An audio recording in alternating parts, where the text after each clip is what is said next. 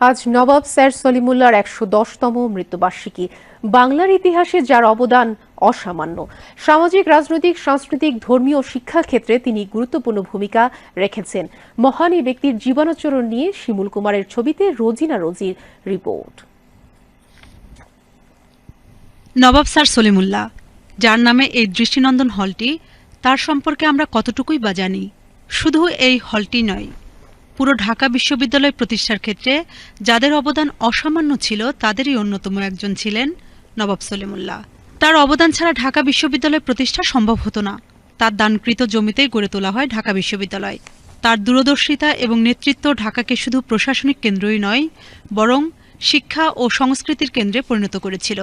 নবাব সলিমুল্লাহ শুধু রাজনীতি ও শিক্ষায় সীমাবদ্ধ ছিলেন না, তিনি জনসাধারণের স্বাস্থ্য ও আর্থিক উন্নয়নেও অনেক কাজ করেছেন। ১৯০৮ সালে আজিমপুরে প্রতিষ্ঠা করেন নবাব সলিমুল্লাহ মুসলিম এতিমখানা। পরবর্তীতে তার দানকৃত জায়গায় তার নামে হাসপাতালও নির্মাণ করা হয়। ঢাকা বিশ্ববিদ্যালয় প্রতিষ্ঠার পেছনে মুসলিম সমাজের শিক্ষা বিস্তারের আপসীন নেতা নবাব সলিমুল্লাহ শ্রম, সহযোগিতা ও সাহায্য ইতিহাস স্বীকৃত। তাই তো এখনও শ্রদ্ধাভরে তাকে স্মরণ করেন বিশ্ববিদ্যালয়ের শিক্ষার্থীরা। তার অবদানকে জাতির সামনে তুলে ধরতে আরও বেশি চর্চা প্রয়োজন বলে মনে করেন তারা। এটা আসলে আমার জন্য প্রথমত একটা গৌরবের বিষয় যে সলিমুল্লাহর হলে আমরা আছি, এবং উনি মূলত হচ্ছে এই হলটা প্লাস হচ্ছে বিশ্ববিদ্যালয় যখন হচ্ছে আসলে হয়, কিন্তু উনি কিন্তু তখন হচ্ছে আসলে পৃথিবীতে নেই, কিন্তু তারপরে ওনার যে অবদান, সেই অবদানের স্মারক হিসেবে কিন্তু হচ্ছে এই হলটা আছে। তবে আমার চাই যে নতুনভাবে সলিমুল্লাহকে স্মরণ করা হোক, তাকে আমাদের যে প্রাপ্য মর্যাদা দেওয়া হোক। যেসব ব্যক্তিরা মুখ্য ভূমিকা পালন করেছেন তারাই অবহেলিত ছিলেন কোনো একটা অদৃশ্য কারণে।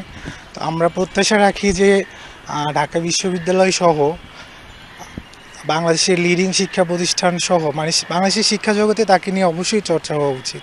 আমি একজন সলিমুল্লাহ মুসলিম হলের শিক্ষার্থী হিসাবে অবশ্যই গর্বিত যে আমি প্রতিষ্ঠাতার হলে থাকি, এবং ওনাকে যে প্রাপ্য সম্মানটা আমাদের দেওয়া উচিত ছিল, যেটা দেয়া হয় নাই, সেটা আমরা চেষ্টা করতেছি ওনাকে ফিরিয়ে দেওয়ার।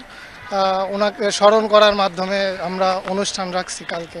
5 আগস্টের পর যে একটা অভ্যুত্থান ঘটেছে, সে অভ্যুত্থানের মধ্যে নবাব সলিমুল্লাহ স্মৃতিচারণ নিঃসন্দেহে আবার ফিরে পাবে। এই হল আবার নতুন আলোকে রঙান্বিত হবে, কারণ যতদিন ঢাকা ইউনিভার্সিটি থাকবে ততদিন তো ওনার অবদানটা এটা কেউ অস্বীকার করতে পারবে। তো এই হল পুরো ঢাকা বিশ্ববিদ্যালয়ে নবাব স্যার সলিমুল্লাহকে নিয়ে চর্চা হোক, তাকে নিয়ে আলোচনা হোক, তাকে নিয়ে প্রতি মৃত্যুবার্ষিকী, জন্মবার্ষিকীতে তাকে নিয়ে বিভিন্ন প্রোগ্রামের আয়োজন করা যেতে পারে।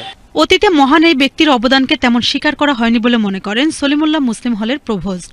তবে তার অবদান স্মরণে ভবিষ্যতে বিভিন্ন কর্মসূচি অব্যাহত থাকবে বলে জানান তিনি। এবার যেহেতু মৃত্যুবার্ষিকীতে অনেকগুলো প্রোগ্রাম হচ্ছে, আমরা সিদ্ধান্ত নিয়েছি ওনার জন্মবার্ষিকীটা অনেক বড় করে করব আমরা, এবং আশা করি যে আস্তে আস্তে নবাব সলিমুল্লাহর যে অবদান, যেটিকে ঢেকে দেওয়ার চেষ্টা করা হয়েছিল, সেটি উন্মুক্ত হবে এবং ওনার সম্পর্কে মানুষ জানতে পারবে এবং অবদান সম্পর্কে জানতে পারবে। এবং তার অবদানকে যেমন নানানভাবে অস্বীকার করার চেষ্টা করা হয়েছে, তার যে সবচেয়ে আমি বলবো যে বড় স্মৃতিচিহ্ন দেশের, সেটি হচ্ছে সলিমুল্লাহ মুসলিম হল, সেটি হয়তো একদিন বন্ধ হয়ে যেতে পারত। সো এই বর্তমান প্রশাসন সেই উদ্যোগগুলো নিয়েছে। আমরা আশা করি যে স্যার সলিমুল্লাহ সারা জীবন মানুষের মধ্যে শ্রদ্ধা এবং গভীর ভালোবাসা সহ বেঁচে থাকবেন। মৃত্যুর পর রাজধানীর পুরান ঢাকার বেগমবাজার পারিবারিক কবরস্থানে তাকে সমাহিত করা হয়। এ কারণে গর্ববোধ করেন ঢাকাবাসী। তবে তাকে ইতিহাসের পাতায় সর্বোচ্চ স্থানে রাখার দাবি জানান তারা। এবং ঢাকাবাসীরা এবং বাংলাদেশের সর্বত্র এবং এই উপমহাদেশের যারা রয়েছেন এবং এই জাগরণে নবাব সলিমুল্লাহ একটা বিশাল ভূমিকা পালন করেছেন। নবাব সলিমুল্লাহর অনেক অবদান ছিল, কিন্তু এখনও তো তার ওই অবদানটা নাই।